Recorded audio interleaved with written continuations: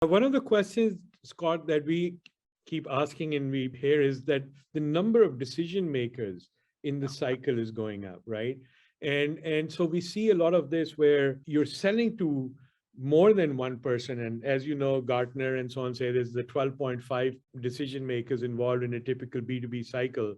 It's a long sales cycle. So that's where probably what you're talking about, where personalities start making a real big impact, knowing who the people are involved in the decision-making cycle.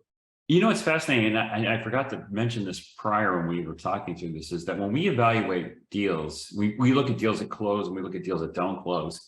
There are a lot of people involved, but what's really interesting in deals that close, there's only about a half a dozen people who really drive the sales process or drive the buying process through to closure. So even though people may come in and out, and if you think about the old RACI charts that we used to do, right? Responsible, accountable, consulted, et cetera.